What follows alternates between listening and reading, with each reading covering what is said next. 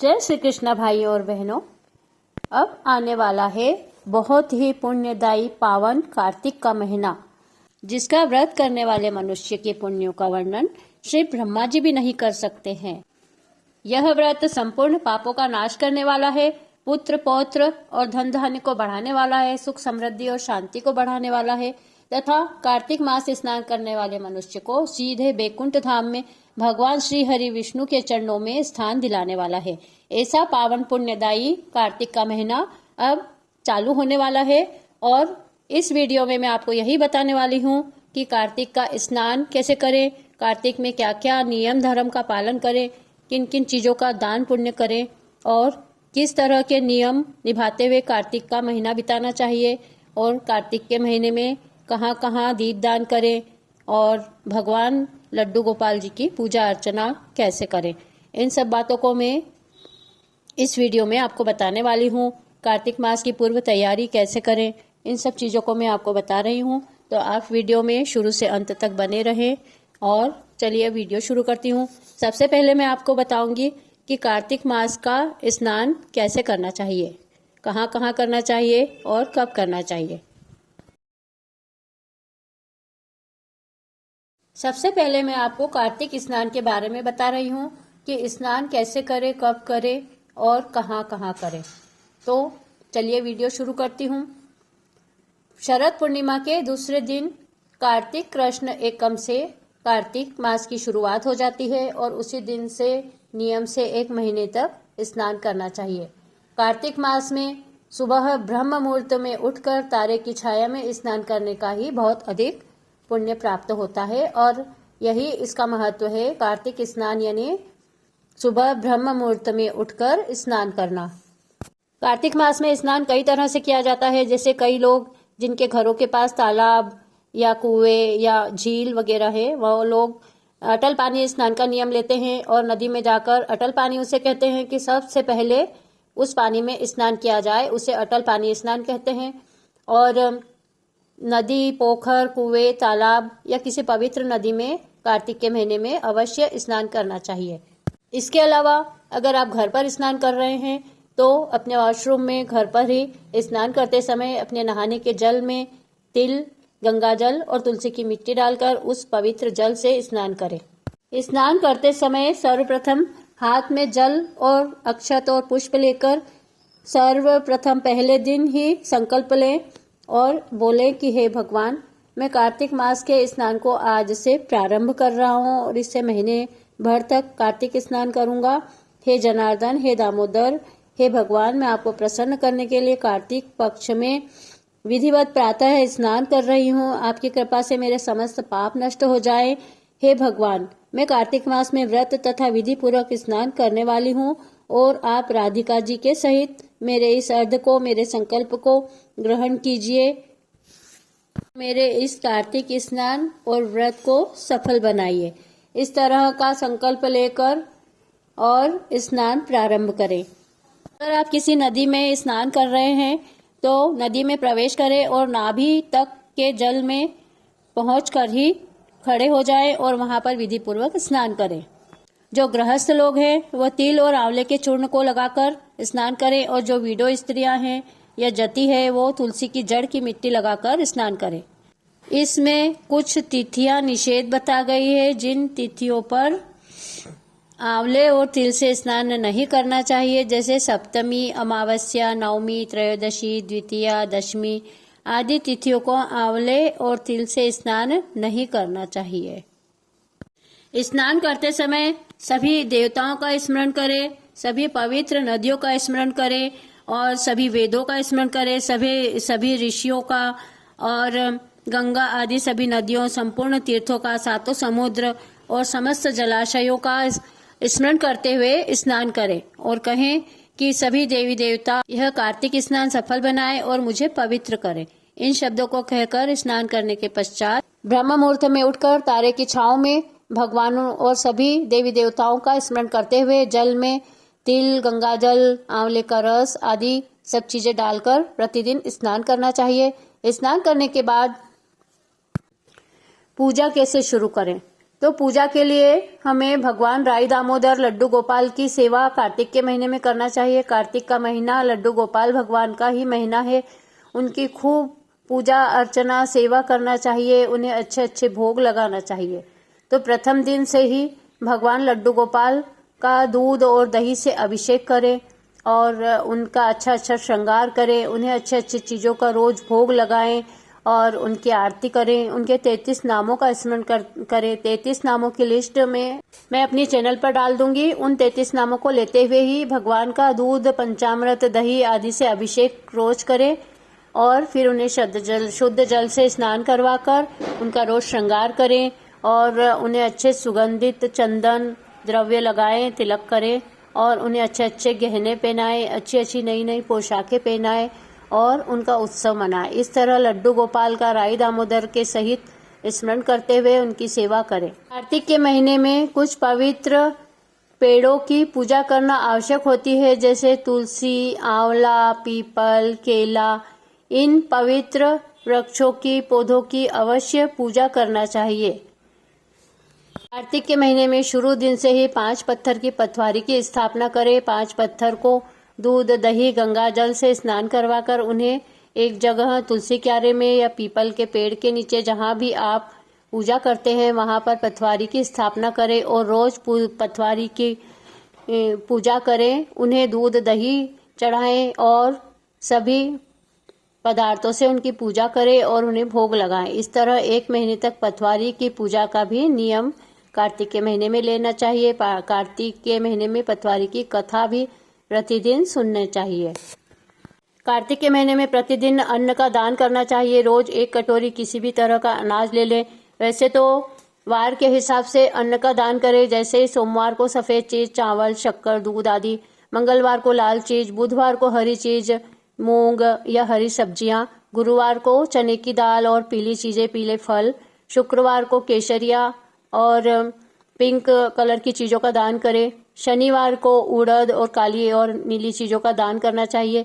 ऐसे ही रविवार को लाल चीजों का दान करें। इस तरह 7 दिन तक 7 कलर के अनाज या वस्त्र या फल का दान प्रतिदिन करना चाहिए। कार्तिक के महीने में सभी तरह के खाद्य पदार्थों का दान करना चाहिए। मिर्च, मसाले, घी, तेल, दूध, दही और अनाज, वस्त्र, इन सभी चीजों का अपनी सामर्थ्य के अनुसार दान अवश्य करें। कार्तिक के महीने में जो भी हम दान करें वह दान वेद पाठी ब्राह्मणों को करना चाहिए। ब्राह्मणों के दाएं पैर में तीर्थ रहते हैं, मुख में वेद और सारे अंगों में देवता निवास करते हैं। अपने कल्याण की कामना रखने वाले लोगों को इनका अपमान नहीं करना चाहिए और इन्हें विष्णु तुल्य समझकर वेद पाठी ब्राह्मण को ही उचित सामग्री का दान करना चाहिए। कार्तिक के महीने में माँ तुलसी को सींचने का, उनकी परिक्रमा करने का और तुलसी के समक्ष दीपदान करने का आप रोज नियम ले सकते हैं। रोज 108 परिक्रमा लगा सकते हैं। अगर 108 नहीं लगा सकते हैं तो उससे कम 51, 21, 11 जितनी भी आप लगा सकते हैं। लेकिन कार्तिक के महीने में माँ तुलसी की पूजा अर्चना करने का बहुत अधिक पुण्य प्राप्त होता है। तुलसी माता की पूजा अर्चना करते हुए उनसे प्रार्थना करना चाहिए कि हे देवी, हे तुलसी माँ, हे विष्णु की प्यारी तुलसी, आपको हम प्रणाम करते हैं। आप हमारे सब पापों को नष्ट कर दीजिए। कार्तिक के महीने में भगवान की परिक्रमा देते हुए शाम को रोज दिया लगाना चाहिए, दीपदान करना चाहिए। दीपदान तुलसी, पीपल, केला, पटवारी, कृष्ण मंदिर में। रोज विष्णु बाती का दीपदान करना अति फलकारी होता है। विष्णु बाती यानी 5 लपेटे वाली 108 तार की बाती बनाई जाती है, उसी का दीपदान करना सर्वोत्तम कहलाता है। अगर वो नहीं कर सकते हैं तो आप सिंपल बाती का भी दीपदान अवश्य करें। रोज कार्तिक की कहानी और महात्मा सुनना चाहिए। मैं अपनी चैनल पर प्रतिदिन कार्तिक महात्मा और कार्तिक की कहानियां सुनाऊंगी, आप अवश्य सुनिएगा। इस व्रत में नारायण यानी भगवान के दर्शन करना, रोज मंदिर जाकर। तारायण यानी शाम को तारे को अर्घ्य देकर उनकी तारे की पूजा करके तारा भोजन करें। और पारायण यानी भागवत जी पढ़ें या सुने और या गीता जी पढ़ें या सुने या कार्तिक महात्मा और कहानियां सुने। इस तरह नारायण तारायण पारायण का व्रत करें और इसमें पहले दिन तारा देखकर भोजन करना चाहिए, दूसरे दिन दोपहर को भोजन करें और तीसरे दिन निगोठ व्रत करें। इस प्रकार महीने भर तक करना चाहिए और फिर बाद में ब्राह्मण भोजन करवाएं और दान दक्षिणा करें। इस तरह नारायण तारायण पारायण व्रत का नियम निभाएं। दूसरा नियम हम ले सकते हैं तारा भोजन का। कार्तिक के महीने में 1 महीने तक तारा देखकर भोजन करें और तारे की पूजा और अर्घ्य देवें, और बाद में जब महीना पूरा हो जावे तो ब्राह्मण को भोजन कराएं और चांदी का तारा बनाकर उसे दान दें। इस तरह तारा भोजन किया जाता है। तीसरा है प्रदोष काल व्रत। कार्तिक के महीने में ऐसा नियम लिया जाता है कि शाम को प्रदोष काल में ही भगवान की दीपदान करके और भोजन करें। वही प्रदोष काल भोजन और तारा भोजन दोनों एक साथ निभाए जा सकते हैं। एक नियम कार्तिक में और लिया जाता है कि कई महिलाएं एक ही अनाज खाने का संकल्प लेती हैं कि पूरे महीने केवल गेहूं अनाज ही खाया जाएगा, उसमें चावल, मूंग, उड़द, दूसरी तरह की दालें किसी भी तरह की नहीं खाई जाती है। केवल गेहूं के आटे की रोटी और हरी सब्जियां ही खाई जाती है। इसमें दालों का भी त्याग कर दिया जाता है। और जब एकादशी आती है तो एकादशी पर फलाहार किया जाता है। इस तरह का नियम लेकर 1 महीने तक एक अनाज खाने का नियम लिया जाता है, और जिस अनाज का नियम लिया जाए लास्ट में उसका दान करना चाहिए। इसके अलावा मैं आपको बता रही हूँ कि कार्तिक के महीने में और कौन कौन से हम नियम ले सकते हैं। जैसे रोज चिड़ी चुगा का नियम ले सकते हैं, रोज 1 मुट्ठी अनाज चिड़ी को डालना चाहिए। दूसरा, गाय की पूजा दर्शन करके गाय को घास डालने का नियम ले सकते हैं। तीसरा, रोज किसी भी अनाज का दान करने का नियम ले सकते हैं। कार्तिक के महीने में प्रतिदिन 1 जुआड़ा जिमाने का भी नियम ले सकते हैं। प्रतिदिन ब्राह्मण को कुछ भी दान देने का भी नियम ले लेना चाहिए। कार्तिक के महीने में प्रतिदिन भगवान श्री कृष्ण के मंदिर में जाकर वहां दीपदान करने का भी नियम ले सकते हैं। अब मैं कहानियों के बारे में बता रही हूँ कि कार्तिक के महीने में कौन सी कहानी सुनने का अधिक धर्म है। जो 5 कहानियां प्रतिदिन सुनना ही चाहिए। पहली है तुलसी जी की कहानी। प्रतिदिन तुलसी जी की सेवा पूजा करके तुलसी जी की कहानी सुने। दूसरी, कार्तिक की कहानी सुने, कार्तिक स्नान की। तीसरी, पशतीर्थी की कहानी सुने, पथवारी माता की पूजा करके, और पथवारी की कहानी सुनना जरूरी है। और चौथी है लपसी तपसी की कहानी।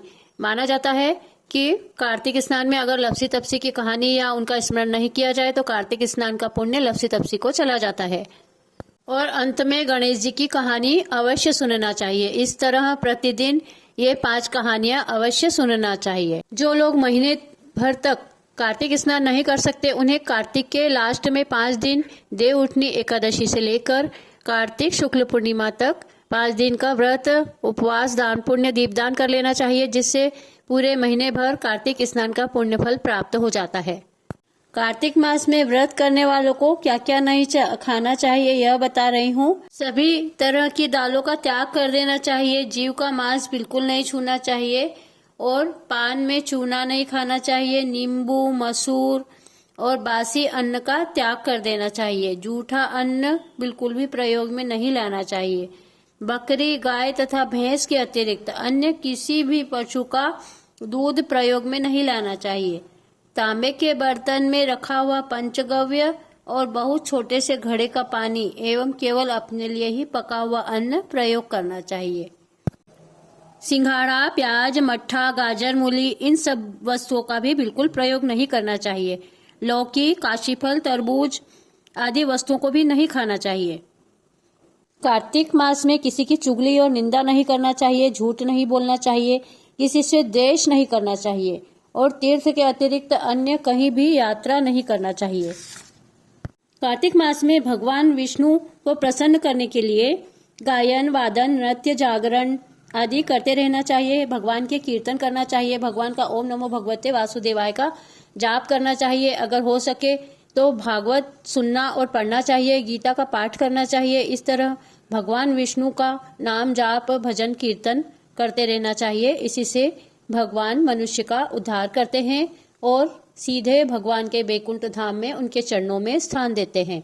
कार्तिक स्नान का महत्व बता रही हूँ। कार्तिक मास का व्रत सब व्रतों में श्रेष्ठ है। इसके अतिरिक्त जितने भी व्रत यज्ञ हैं वह हजारों की संख्या में भी किए जाए तो इसकी तुलना नहीं हो सकती है।